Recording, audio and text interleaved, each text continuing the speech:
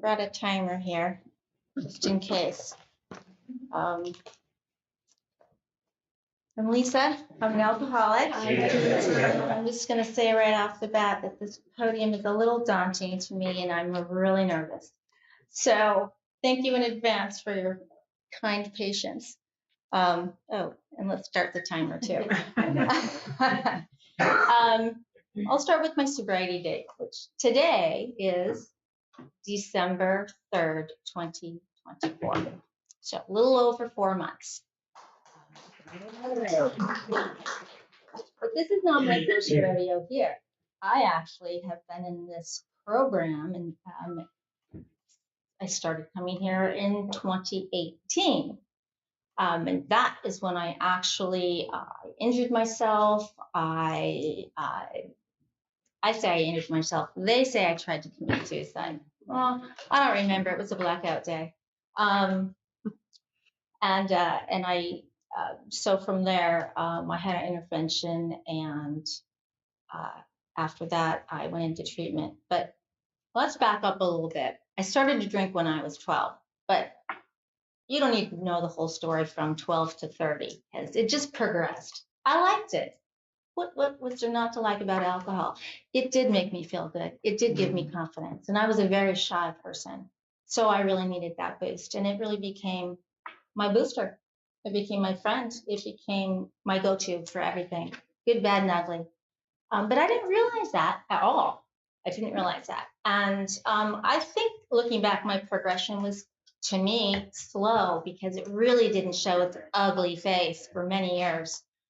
I lived a normal life, I think. I had good jobs. I was a partier. I drank a lot. And I thought that that was okay, because I was able to pay my rent and I was happy. But, fast forward to when I was 30 and I got a divorce, and I just lost. I fell apart. And that was the beginning of my major drinking. I got a DWI very soon after that. And I went to 2-year deferred because I didn't want it. I didn't want to pay any money. I didn't want to have a record. And I was in treatment. And what they said was 75% of you are going to go back out and drink. And I said, yep, that's me right here. Because I just got a DWI. I do not belong here. Why would I be there? And that's what I believed.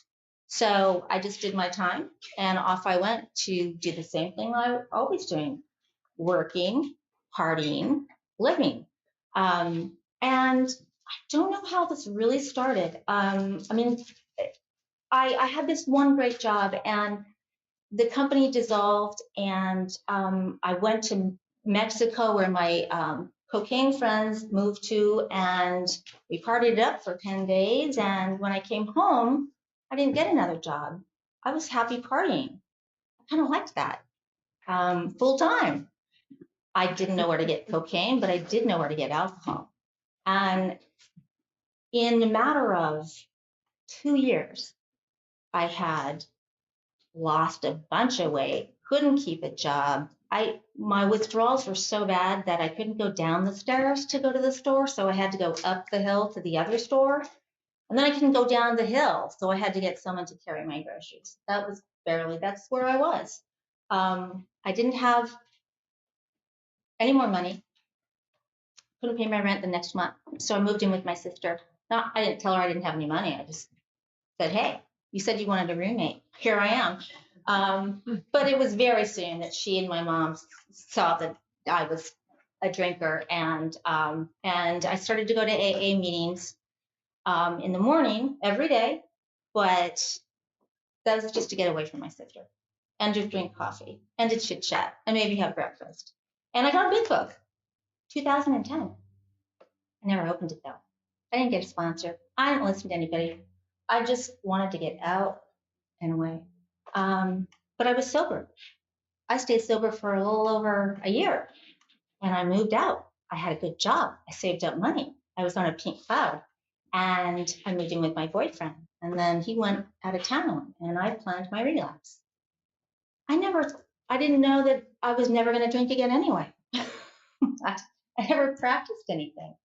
And I planned that relapse, and it was just that one little drink after work in the bathroom stall before I was going to catch the bus. And I usually drank wine, but I just needed a mini. And so that was the first thing I drank the first time for over a year. And the euphoria of it was just incredible, incredible. It was more, it was wonderful. It was beautiful. I wanted more of it right away. And I got it right away. And in 6 months from that drink, I was fired from that good job, from being sick all the time. I drank at work all the time, drank on my way to work with my boyfriend, thought he was coffee. I drank on the bus. I drank when I got to work. I had to sip all day long, so I wasn't really fucked up.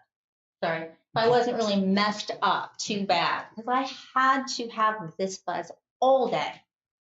I didn't know how to live without a buzz after a while. So, yeah. Once I got that, I fired, I couldn't keep a job for a while. And I don't know where those 7 years went, but 7 years later is when I went to treatment, when I had my bottom. I did bad things to myself, and people did bad things to me, and I still drank. I still drank. But one day, even after an intervention, I still drank. I went into outpatient treatment after the intervention, and I drank while I was there. Every day that I was there, every hour I was there. One day I came clean. I thought that I was never going to drink. I was never going to quit. I was never going to quit. And I said, and I went to inpatient then for 21 days. And I wrote about my relapse. I mean, I wrote about that I was going to relapse, not about what happened before, but what was going to happen again, because I didn't want to be there. That was the first week there. The last week there, they yanked me out early because I didn't have any insurance anymore. And I didn't want to leave because I was frightened. They didn't teach me how to live.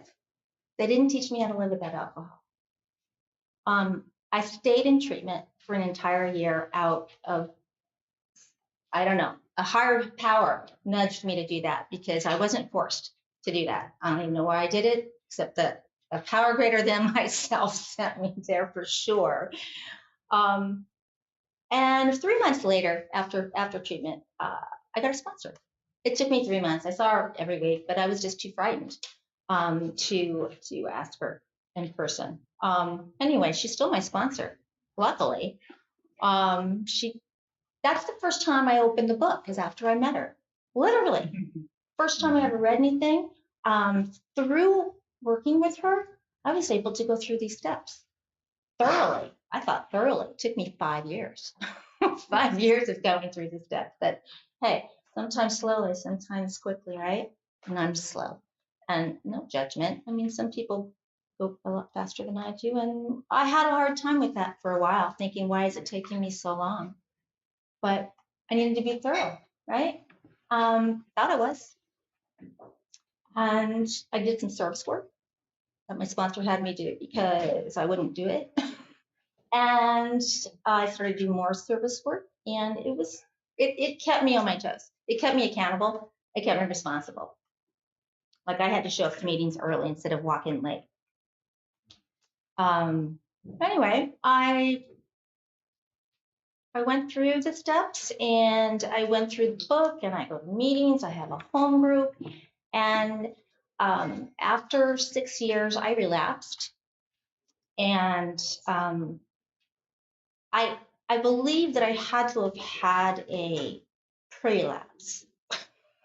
I can't put my finger on it, but I mean, something had to have triggered me, and I'm thinking it could have been a trigger that I didn't know about. And made me realize now I don't know all my triggers. I don't know them. So I have to do something about them, like pre-trigger training. What am I going to do when I get triggered? Who am I going to call? What if I don't have a phone? Do I have something to read? What if I'm in the butt? I mean, I don't know. So I have to prepare myself, but I did not realize that. Otherwise, maybe I wouldn't have relapsed. I didn't just relapse one day. I drank for several months. And I went to meetings. I didn't tell anybody. Nobody knew I was drinking. Because that's the way we have to do it, right? So, no, how fun is that? The minute I put that drink in my body, the deceit just started to fly.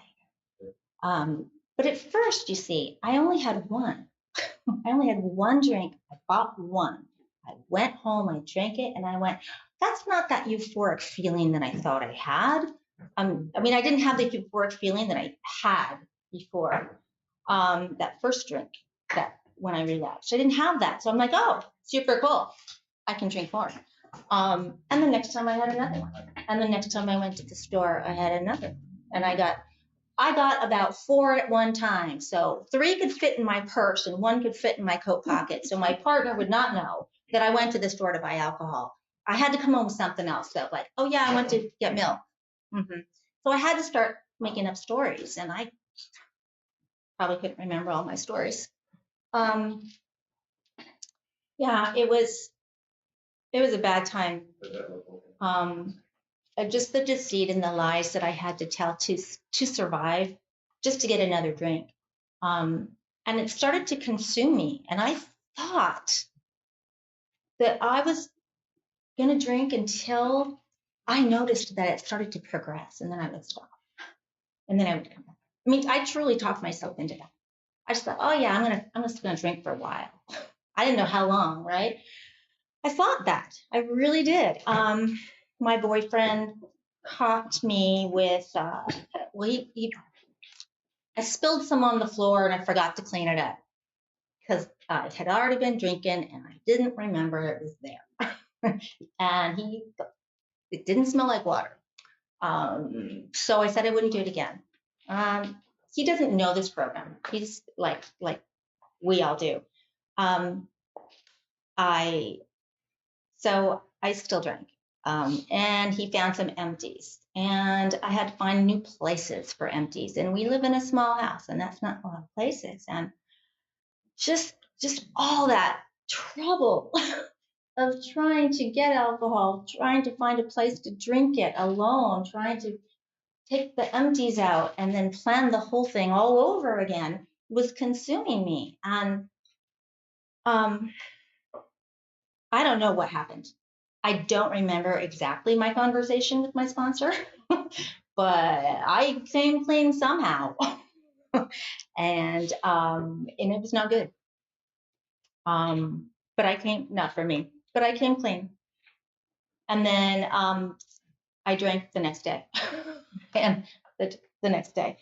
So I drank 2 more days after that. And then I came clean again. Who's going to trust me now?